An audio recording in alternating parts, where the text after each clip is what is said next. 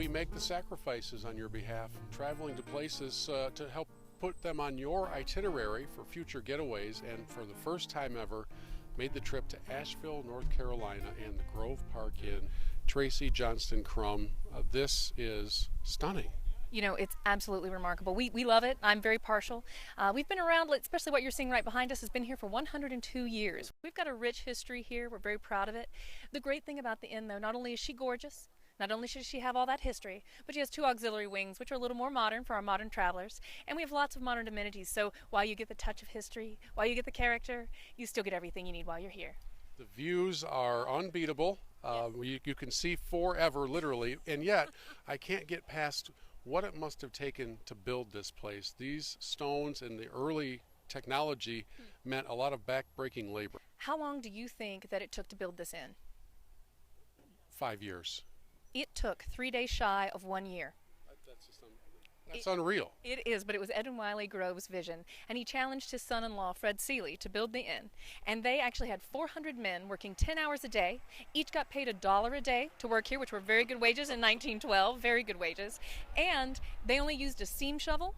Again, as you mentioned, some of that back-breaking labor, both of man and of beast. We did have some mules and donkeys that helped out, but pretty much that was it. That was the only amount of technology used. The only heavy equipment was a steam shovel. And some of those stones weigh 3 to 5 tons, especially those in the large Great Hall into those fireplaces.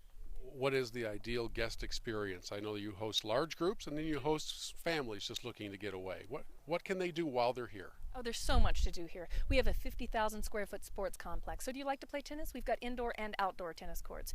We've got pools. Do you want to swim? Well, gosh, we've got lots of those. We've got an indoor pool in the sports complex, and we have an outdoor pool over by the country club, which is right there by the pro shop, so you might get a little peek at that. I know you might want to play some golf while you're here. And we've got an 18-hole Donald Ross designed course.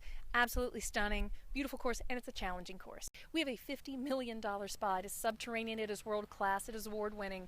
It is unlike anything I've ever seen before, and I honestly can't say enough nice things about it. I mean, it replicates the same stonework as the inn, absolutely gorgeous. Mineral pools, if you put your head under the water. Music plays underneath those mineral pools. It's pretty amazing. You heard Tracy mention that there's a Donald Ross golf course at Grove Park Inn. Simon Anders is the head golf professional here. What did Mr. Ross do with this wonderful property? Well, he took the side of a mountain and made it into a spectacular golf course. We have a golf course that overlooks the beautiful mountain vistas here, great green complexes. In a lot of ways, it's shorter than many Donald Ross golf courses, which for today is great. We're all talking about moving the game forward and playing it forward. So you have a very interesting golf course that's not very long. It comes about 6,100 yards from all the way back tees. Very reachable par fives.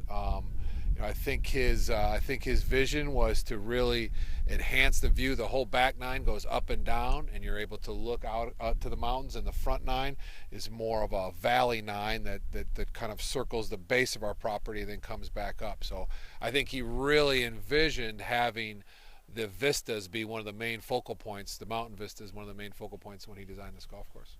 Well, we also know this about Donald's courses. They may be shorter.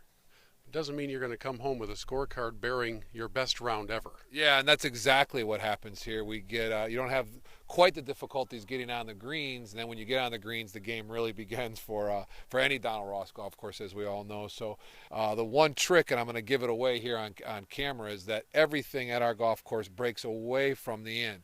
So and he knew that. He knew that even back then. He knew that the normal gravitation of the golf course would pull down and away from the inn. So he built many of the green complexes that look like they were almost tilted back to the green, and it's just typical putting design, very hard to do, very hard to read and play.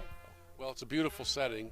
Pictures everywhere you look. I mean, it's kind of distracting from your golf at times. Exactly. I mean, that's what we like here. We have the full package here. You have the beautiful historic inn, wonderful Donald Ross golf course, beautiful views, wonderful food. It's just a great place, and on top of that, it never really gets that hot here. So it's a great spot all around for a golf destination.